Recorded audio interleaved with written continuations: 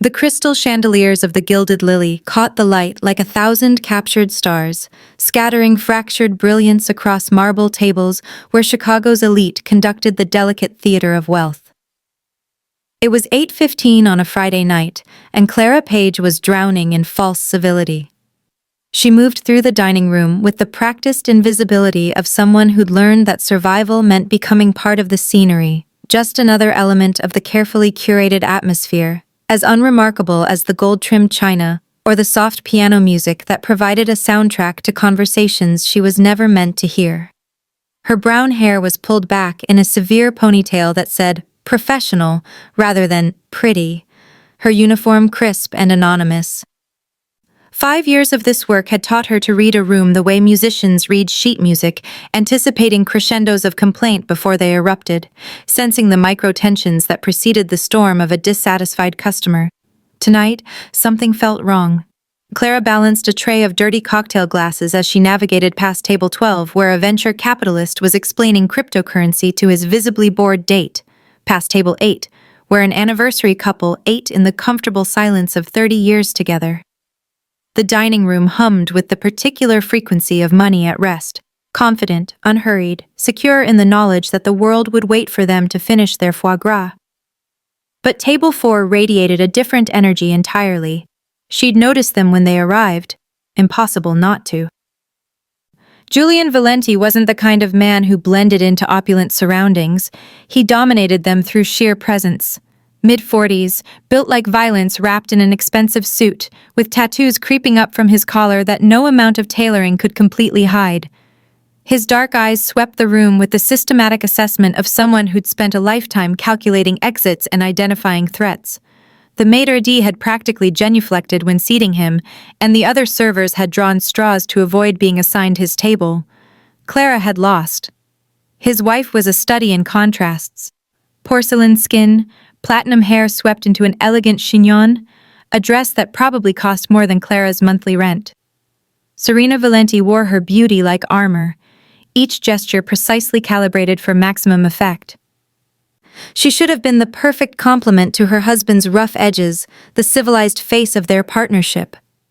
But Clara had watched them for the past hour, and something fundamental was broken at table 4. They barely spoke. When they did, the words were clipped, transactional. More wine? No thank you, delivered with the distant politeness of strangers forced to share an elevator. Julian's hand gripped his whiskey glass, with enough force that Clara kept expecting it to shatter. Serena checked her phone with increasing frequency, each glance accompanied by a smile that never reached her eyes. Most telling of all, they never looked at each other directly. Their gazes slid past, around, through, anywhere, but at the person sitting across the table.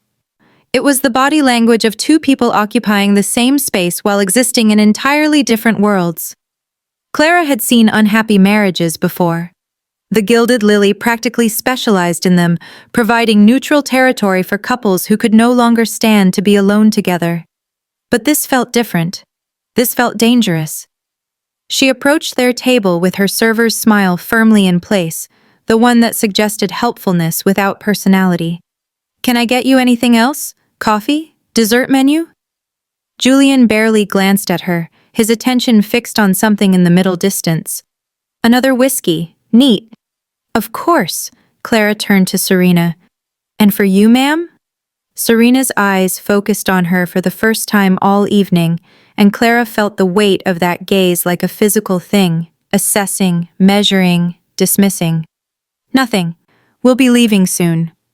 There was something in the way she said it. "We'll be leaving," that sent a cold thread of unease down Clara's spine. Not the natural conclusion of a meal, but a statement of finality, an ending. "I'll bring that whiskey right away," Clara said, retreating with her tray of glasses. At the service station, she found herself watching table 4 in the reflection of the polished silver coffee urn. Julian had pulled out his phone, scrolling through something with mechanical intensity. Serena had excused herself. Clara saw her heading toward the restrooms, her posture relaxed now that she was away from her husband, as if she'd just stepped out of a cage. Marcus, one of the other servers, appeared at Clara's elbow. You got stuck with the Valenti table? My condolences. Who is he? Clara asked, though part of her already knew. Marcus lowered his voice, glancing around to ensure no one was listening. You don't recognize him? That's Julian Valenti. Real estate development officially, but everyone knows what he really is. He made a vague gesture that encompassed violence, territory, the kind of business that happened in shadows. The wife's supposed to be from old Chicago money, Italian royalty or something. They're usually more affectionate. Clara thought about the careful distance between them, the way they'd arranged themselves like opposing pieces on a chessboard. They don't seem affectionate tonight. Yeah, well, even criminals have marital problems, I guess. Marcus grabbed a bottle of wine and headed back to his section, leaving Clara alone with her observations and the growing certainty that she was watching something more significant than a marriage in decline. She poured Julian's whiskey, a heavy-handed 3 fingers of 18-year Macallan, and carried it back to table 4. He accepted it with a grunt that might have been thanks, already raising the glass to his lips before she'd fully turned away. The man drank like he was trying to drown something. The dining room had reached that particular pitch of Friday evening chaos. Every table full, the kitchen moving at maximum velocity, the carefully maintained illusion of effortless service stretched to its breaking point. Clara moved through it all with mechanical efficiency, her mind only half engaged with the work, while the other half remained fixed on table 4 and the cold dread that had settled in her chest like a stone. Something was going to happen. She didn't know what, couldn't articulate why she was certain, but every instinct honed by 5 years of reading rooms and people was screaming at her that the glittering elegance of the Gilded Lily's dining room was about to be shattered by whatever darkness sat at table 4. She just didn't know yet that she'd be the one holding the hammer. The powder room at the Gilded Lily was designed to make women feel like empresses. All rose-veined marble, gold-framed mirrors, and soft ambient lighting that erased every flaw. Clara had restocked these hand towels 1,000 times, moving through the space like a ghost. Her presence as unremarkable as the faint scent of gardenia that pumped through hidden vents. She pushed through the heavy door with her hip, arms laden with monogrammed linens, and immediately registered that she wasn't alone. The click of expensive heels on marble, the rustle of silk. Clara's instinct was to announce herself, to make some small sound that would acknowledge the shared space, but something in the quality of the silence stopped her. Serena Valenti stood with her back to the mirror, phone pressed to her ear, her voice pitched low and urgent. Clara froze in the doorway to the supply alcove, partially hidden behind a decorative screen of frosted glass. Every survival instinct she'd honed in 5 years of service work screamed at her to retreat, to unsee this moment, but her feet had turned to lead. The deal is done, Serena said, and there was something crystalline in her tone, something sharp enough to draw blood. He doesn't suspect a thing. Why would he? I've played the devoted wife for 3 years. Clara's fingers tightened on the towels. She should cough, drop something, make her presence known. Instead, she held her breath and became smaller, pressing herself against the cool marble wall. No complications, Serena continued, examining her reflection with clinical detachment. She smoothed an invisible wrinkle from her dress, the gesture oddly casual for the content of her words. He'll finish his whiskey, we'll leave through the front entrance, and your people will be waiting in the parking structure. He's the payment. That was always the agreement. The words landed like a physical blow. Clara's mind raced, trying to contextualize what she was hearing, to find some innocent interpretation that didn't exist. He's the payment. Not money, not territory, not information. Julian Valenti himself, delivered gift-wrapped by the woman who shared his bed. I don't care what you do with him after, Serena said, and now there was ice in her voice, the kind of cold that suggested she'd already performed the emotional arithmetic and decided her husband's life was worth less than whatever she was gaining. My debt to your organization is settled the moment he's in your custody. What happens next is your concern, not mine. Clara's heart hammered so loudly she was certain Serena would hear it echoing off the marble. She needed to move, to leave, to pretend she'd never entered this gilded tomb of a bathroom, but she also needed to breathe, and breathing meant sound, and sound meant discovery. Serena laughed, a low, satisfied sound that raised the hair on Clara's arms. He thinks he's untouchable. That's what 3 years of victory does to a man. It makes him careless. She paused, listening. Yes, 30 minutes. I'll keep him at the table until then. He's working on his 3rd whiskey. By the time we leave, he'll be just slow enough. The call ended with a soft beep. Clara watched through the frosted glass as Serena checked her lipstick, adjusted the diamond necklace at her throat, probably a gift from the man she'd just sold, and walked out with the unhurried grace of someone who'd already won. Only when the door whispered shut did Clara allow herself to move. Her hands were shaking so badly the towels slipped from her grip, tumbling across the marble floor in a cascade of white linen. She stared at them, her mind churning through impossible calculations. Julian Valenti had enemies across 3 states.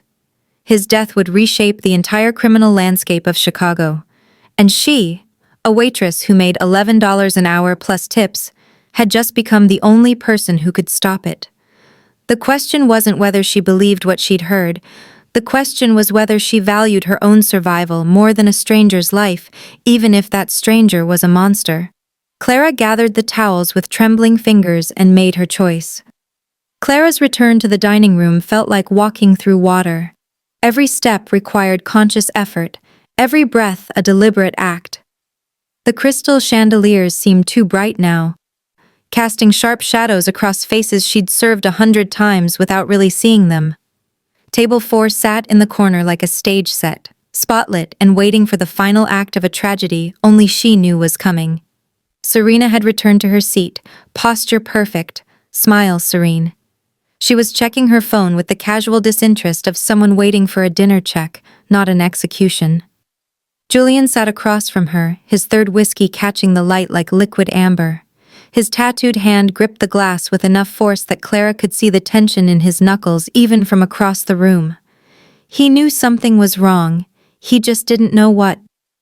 Clara's mind raced through options she didn't have time to evaluate. Write a note? Too slow, too visible, and Serena would see her hand moving. Signal another server? Who would believe her? Call the police? And tell them what? That she'd eavesdropped on a conversation that could mean anything, that might be metaphorical, that involved a man whose business dealings existed in shadows the law couldn't touch. 30 minutes, Serena had said. Clara glanced at the antique clock above the bar. 23 minutes now, maybe less. 23 minutes, until Julian Valenti walked into an ambush orchestrated by the woman who'd promised to love him. Her feet carried her forward before her brain approved the plan. There was no plan. There was only the visceral certainty that silence made her complicit, and she'd spent too many years being invisible to let that invisibility become a weapon. She approached table 4 with a water pitcher she didn't remember picking up. Her hands were steady now, her face carefully neutral, the mask she wore for difficult customers, for men who looked through her, for women who spoke to her like furniture. But her heart was a war drum, and her throat had gone dry. Julian looked up as she approached. His eyes were dark, intelligent, dangerous. This close, she could see the silver threading through his beard, the scar that cut through his left eyebrow, the weight of violence he carried like a second skin. He was a man who'd built an empire on fear and loyalty, and she was about to shatter whatever fragile trust existed at this table. Serena glanced at her with mild irritation. "We didn't order." Clara didn't let her finish. She set the pitcher down with more force than necessary, leaned across the table into Julian's space, and let every rule of professional distance collapse. Her face was inches from his, close enough that she could smell the whiskey on his breath, see the flecks of gold in his brown eyes, feel the heat radiating from his skin. "Your wife sold you out," she whispered, the words rushing out in a single urgent breath.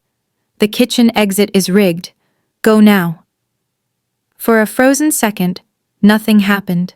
Julian's eyes locked with hers, and she saw the calculation there, the assessment of threat, the weighing of truth against paranoia, the instant in which he decided whether she was his salvation or his end.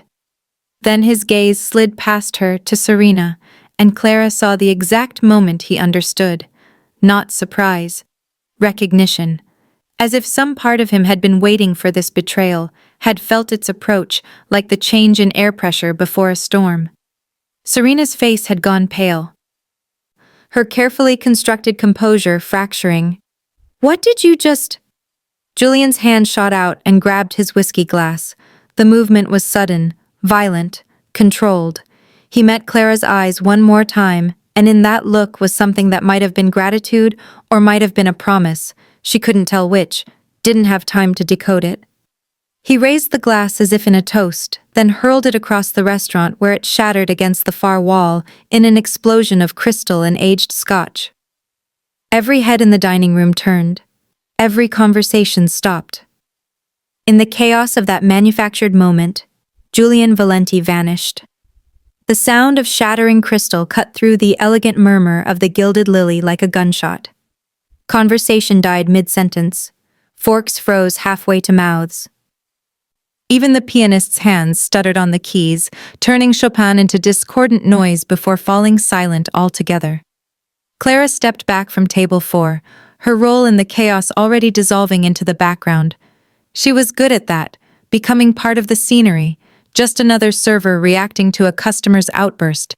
But her eyes tracked Julian as he moved, and what she saw was poetry written in violence. He didn't run. Running would have drawn pursuit, activated whatever predatory instincts Serena's people possessed. Instead, he rose from his chair with the fluid grace of someone who'd spent a lifetime calculating exits, his body language reading as angry rather than afraid. The whiskey glass had struck the wall near the bar, and shards of crystal glittered across the marble floor like diamonds scattered by a careless god. "Sir, please." The maitre d' was already moving toward him, hands raised in placating gestures, his face a mask of professional concern barely concealing panic. The Gilded Lily's reputation depended on discretion, and Julian Valenti had just painted a target on their establishment. But Julian was already moving through the crowd that had turned to stare.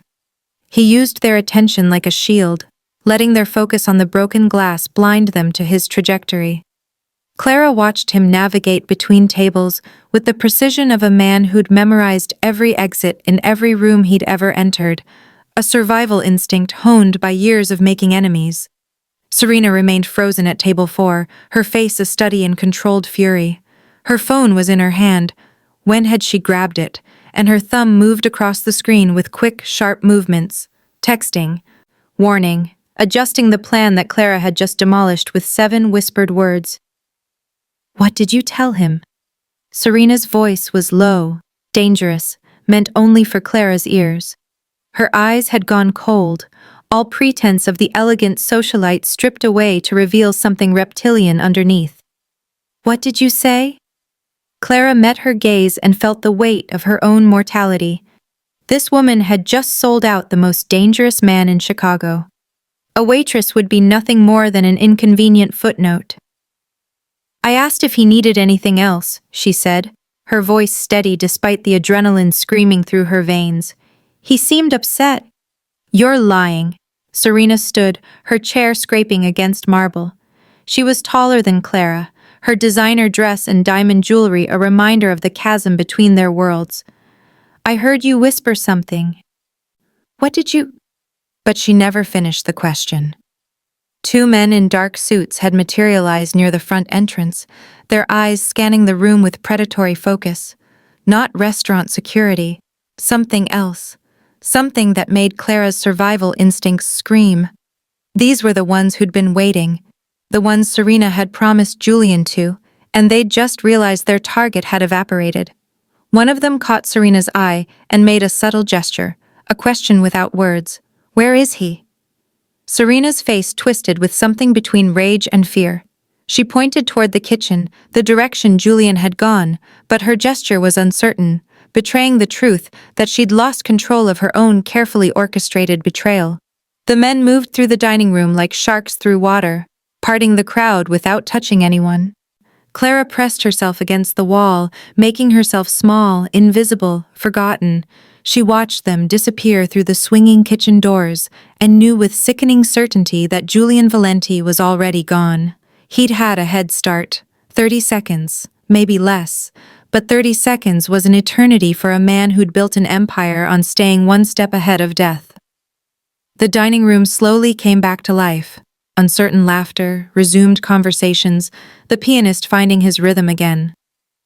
But at table 4, Serena stood alone, her phone clutched in white-knuckled fingers, staring at the empty chair across from her like it was a grave she'd dug that had somehow ended up swallowing the wrong person.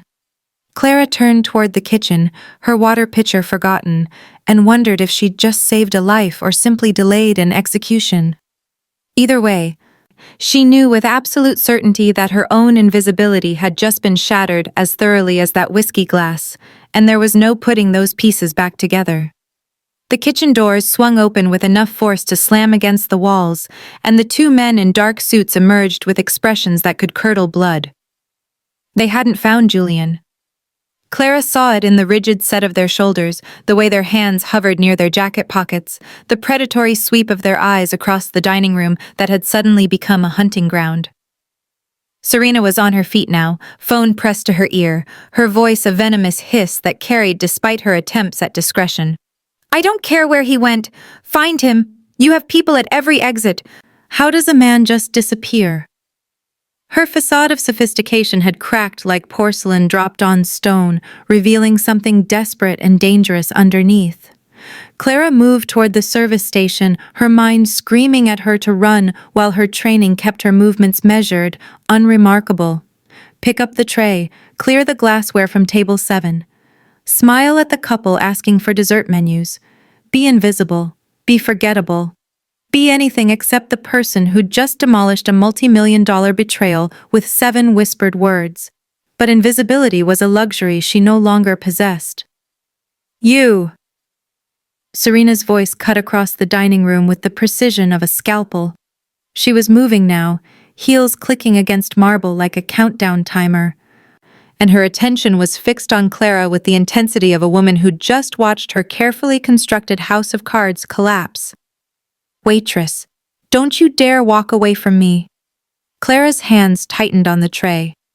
Every eye in the restaurant had turned toward them, curious, uncomfortable, entertained by the drama they didn't understand. The maitre d' was approaching, his professional smile strained, trying to diffuse whatever situation was escalating at table 4. "Ma'am, if there's a problem with the service," he began, "there's a problem with her." Serena pointed at Clara like she was identifying a criminal in a lineup. "She said something to my husband, right before he left. I want to know what it was."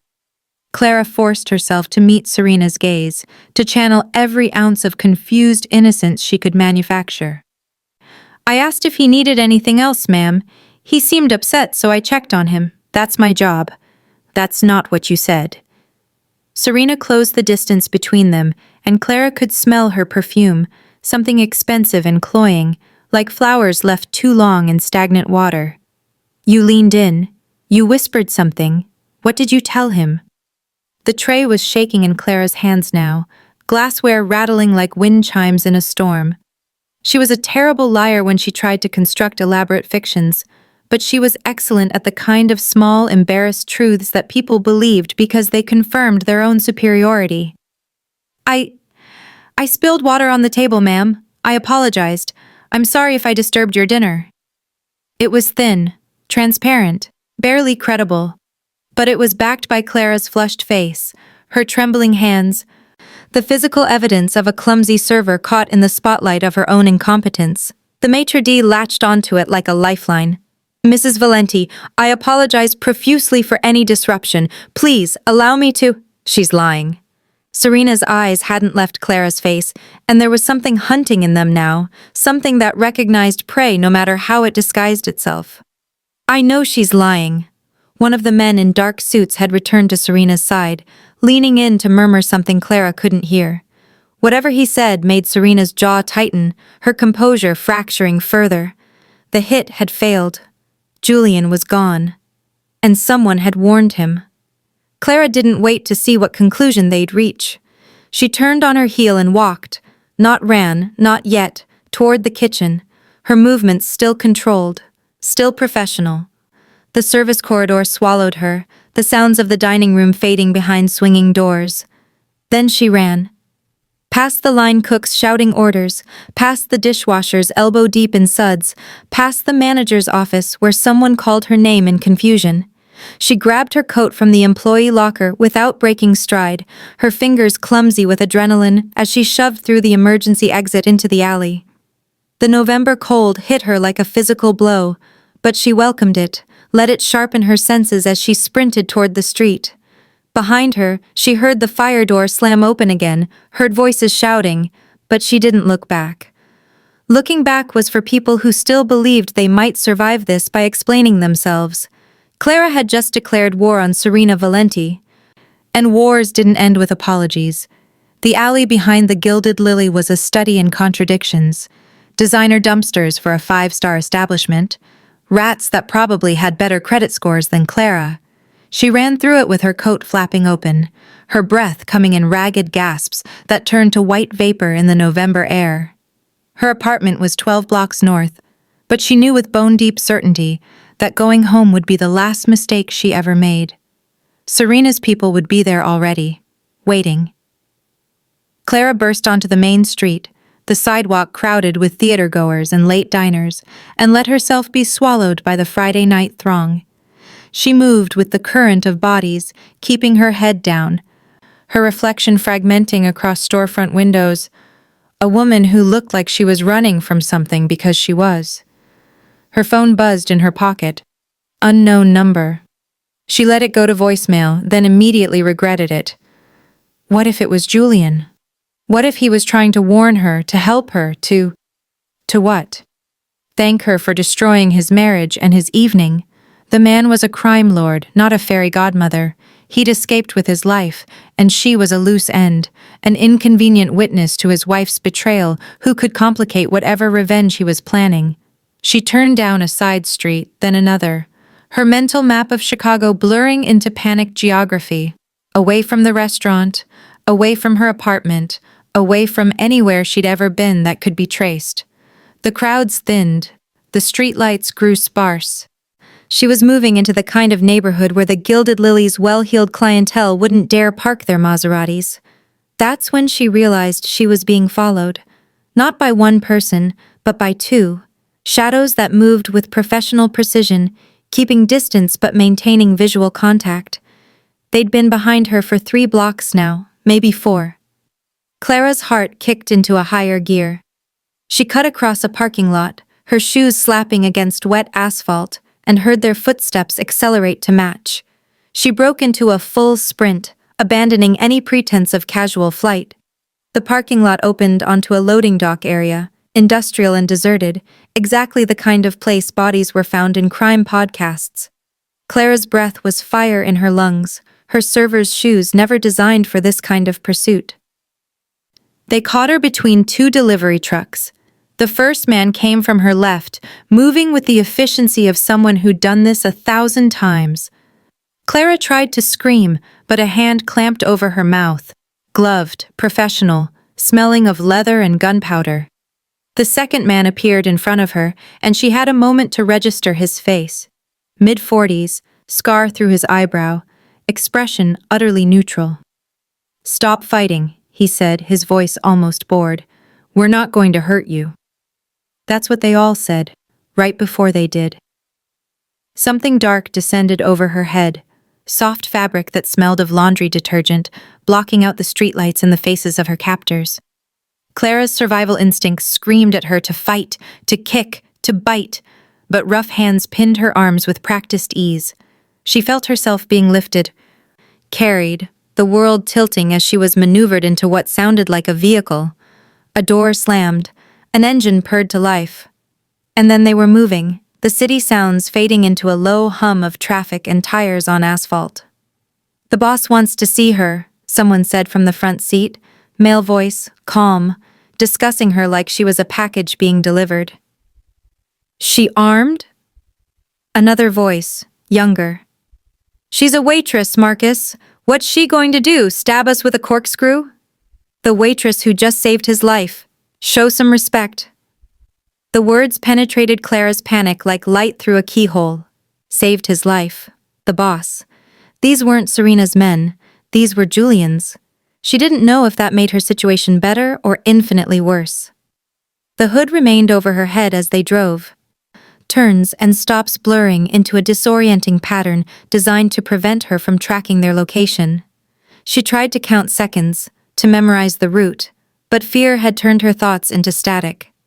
All she could focus on was the weight of the fabric against her face, and the knowledge that she was being taken somewhere she couldn't escape from, by people whose loyalty was to a man she'd met exactly once. A man who might see her as his savior, or simply as a witness who needed to be permanently silenced. When the vehicle finally stopped, and hands guided her out onto solid ground, Clara's legs nearly buckled. She heard the echo of their footsteps, somewhere enclosed, maybe underground. A door opened with the heavy sound of serious security, then another. The temperature changed, grew warmer. Somewhere ahead, she heard voices. The hood was pulled off with a single smooth motion, and Clara blinked against sudden light, her eyes adjusting to reveal a space that looked like it belonged in an architectural magazine. Exposed brick, modern furniture, security monitors covering an entire wall. And standing in the center of it all, a fresh whiskey in his hand and murder in his eyes, was Julian Valenti. Julian Valenti looked like a man who'd just walked away from his own funeral, which Clara supposed he had. His jacket was gone, shirt sleeves rolled to his elbows, revealing the full canvas of ink that covered his forearms. The tattoos told stories and images. A crowned lion, Roman numerals, names that had probably belonged to people who were now 6 feet under. He studied her over the rim of his glass, with the same intensity he'd had at the restaurant. But now there was no crowd to witness, no Serena to perform for, just the two of them and whatever truth they'd carved out of the evening's wreckage. "Sit," he said, gesturing to a leather chair that probably cost more than Clara's annual salary. It wasn't a request. She sat, her legs grateful for the support, even as her mind screamed that she should be looking for exits. The two men who'd brought her here had disappeared into the shadows of the penthouse, close enough to intervene if needed, but far enough away to create the illusion of privacy. Julian took a slow sip of his whiskey, savoring it in a way he hadn't at the restaurant. "You know what the hardest part of my business is?" He didn't wait for her to answer. "It's not the violence. Violence is easy, it's just math with higher stakes. The hard part is knowing who to trust." He set the glass down on a side table with deliberate care. "So I'm going to ask you a question, and I want the truth. Why did you warn me?" Clara's throat was dry, her voice coming out rougher than intended. "Because your wife was going to have you killed. That's what I was going to be, not why you intervened." He leaned forward, elbows on his knees, his dark eyes fixed on her face like he was reading a foreign language he was determined to decode. "You're a waitress. You serve food, you collect tips, you go home. What I do, what my world is, it doesn't touch you. You could have let it happen. Probably should have. So why didn't you?" The question hung between them like a blade.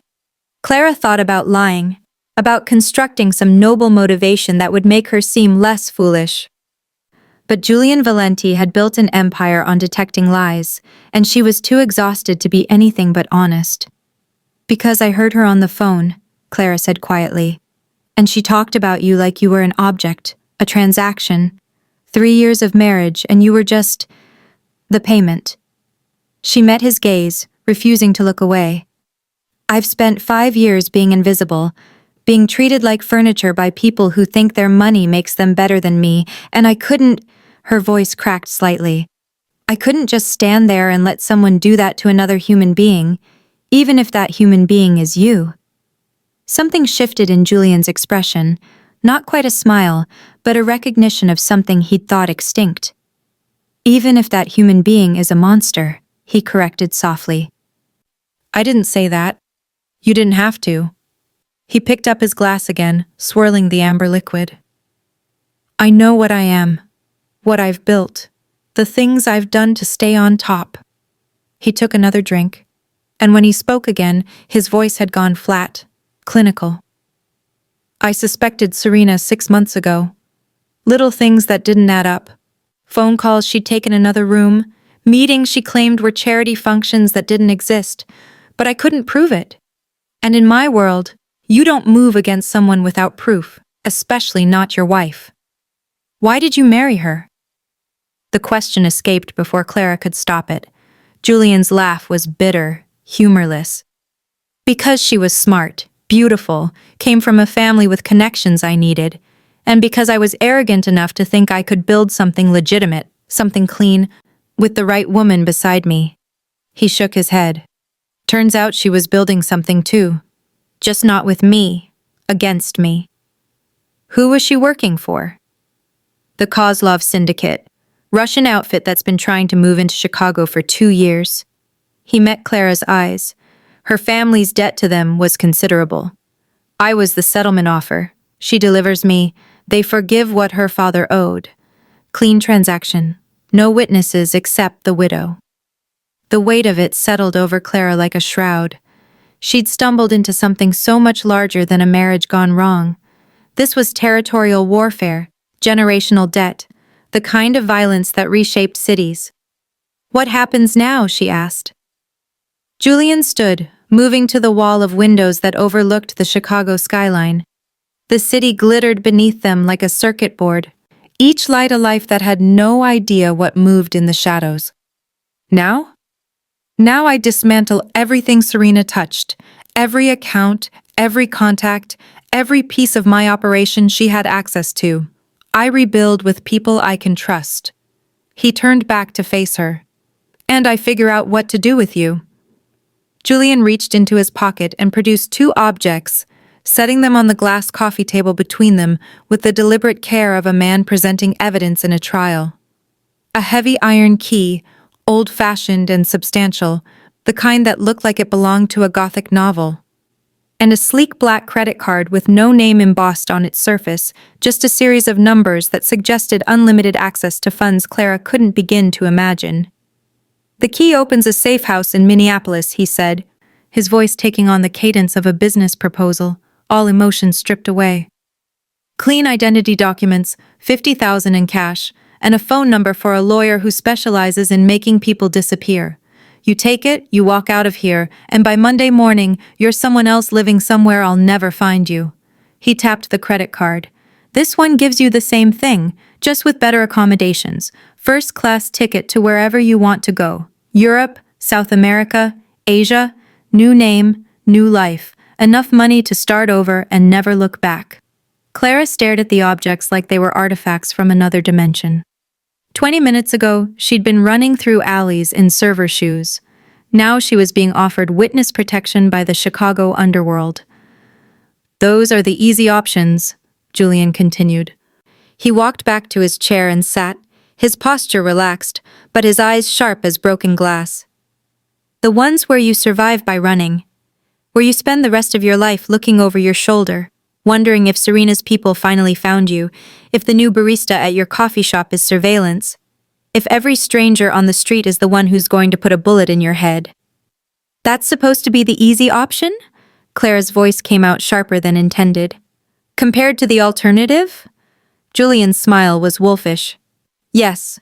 He leaned forward again, and Clara saw the predator that had built an empire on calculated violence. Or you stay. You work for me. Not as a waitress, as someone who sees what others miss, who hears what isn't being said. You prove tonight that you have a talent for observation, for reading a room. That's worth more than muscle in my world. That's strategic intelligence. Clara's hands were shaking. She pressed them against her thighs to still them. You want me to spy for you? I want you to help me burn Serena's world to the ground, he corrected. And there was something almost poetic in his fury. She didn't just betray me.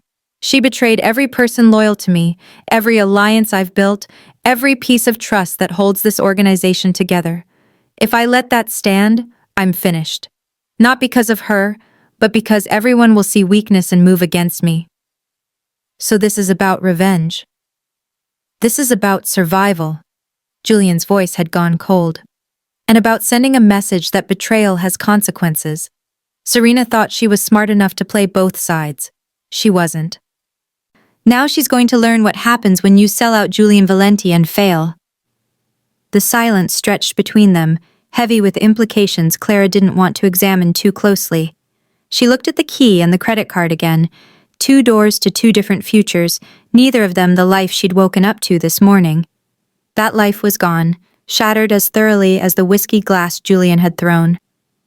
"If I stay," she said slowly, testing the words, "I'm involved in whatever you're planning. Whatever that means. It means you're under my protection, untouchable. Anyone who moves against you, moves against me." His eyes held hers. "But it also means you're committed. There's no walking away once you're inside. You'll see things you can't unsee, know things you can't unknow. You'll become part of a world that doesn't forgive and doesn't forget." Clara's hand moved without conscious decision, her fingers reaching for the key. It was cold against her palm, solid and real.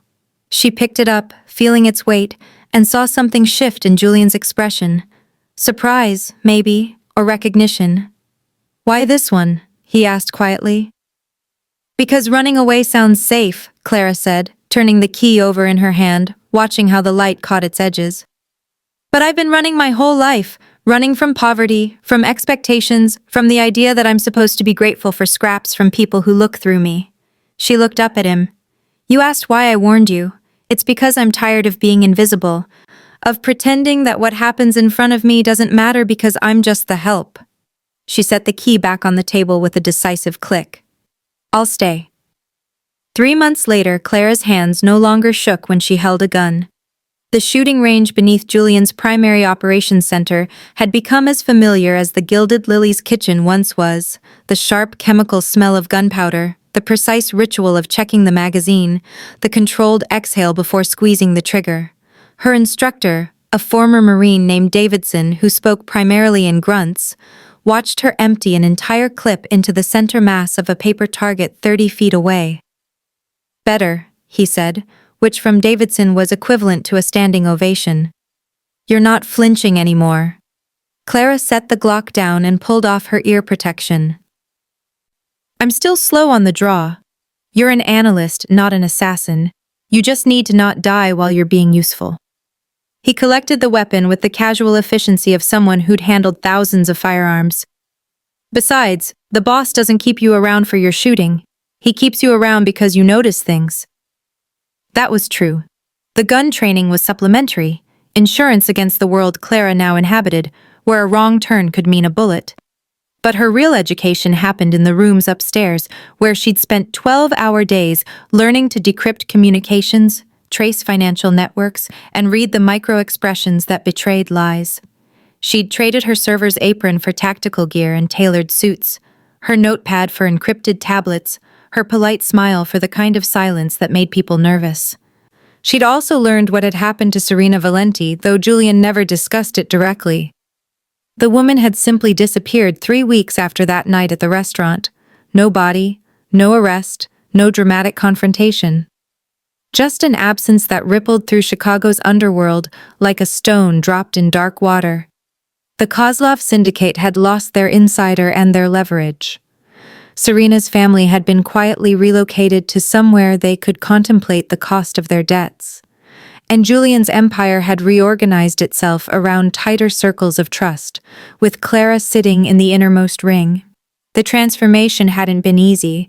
There were nights she still woke up gasping, reliving the moment in the alley when she thought she was being taken to her execution. Days when she questioned whether she'd made a deal with something she didn't fully understand. But there were also moments, increasing in frequency, when she felt the peculiar satisfaction of being seen, of having her observations matter, of existing in a space where her intelligence was a weapon rather than an inconvenience. Today was one of those days. Clara changed out of her range clothes and into the charcoal suit that had become her uniform, expensive enough to signal status, practical enough for movement. She checked her reflection in the locker room mirror and barely recognized the woman staring back. Same brown hair, now cut shorter and sharper. Same watchful eyes, but harder now, calculating. She looked like someone who belonged in Julian's world, like she'd been born to it, rather than stumbling in by accident. The meeting was scheduled for 2 o'clock in the main conference room, a space of dark wood and darker intentions where Julian conducted the kind of business that never appeared in ledgers.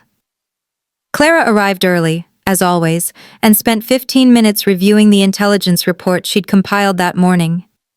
The Kozlov syndicate was making moves again, probing for weakness, testing whether Julian's organization had fully recovered from Serena's betrayal. They hadn't counted on Clara. She'd traced 3 of their shell companies through layers of offshore accounts, identified 2 compromised city officials, and mapped out their supply chain with the same attention to detail she'd once used to remember which customer wanted extra lemon in their water. The information was devastating, actionable, and entirely hers. Julian entered exactly on time, flanked by his inner circle, men who'd initially viewed Clara with suspicion but now moved aside to let her take her place at his right hand. He was dressed in his usual uniform of expensive simplicity, but there was something relaxed in his posture now, a confidence that came from having rebuilt his empire stronger than before. The meeting began with the usual reports, territory updates, financial summaries, personnel issues. Clara listened with half her attention, the other half focused on the pattern she'd noticed in the morning's intercepts. When the moment was right, when Julian paused to consider his next move, she leaned in close enough that her whisper was for his ears alone. The Kozlovs are moving on the South Side warehouse Thursday night. 3 trucks, heavy security. They think we don't know. Julian's eyes met hers, and she saw the flash of something that might have been pride or might have been recognition, the acknowledgement that the waitress who'd saved his life had become something far more dangerous. He turned back to the table, his voice carrying the weight of absolute authority. "Gentlemen, we have new information. It seems our Russian friends are planning a visit. Clara, brief them." She stood, opened her tablet, and began to speak. No hesitation, no apology, no diminishment of her presence. The men around the table, killers and strategists, criminals and survivors, listened with the attention they'd give any weapon Julian pointed at his enemies. Because that's what she'd become. Not a server bringing sustenance, but an advisor bringing intelligence.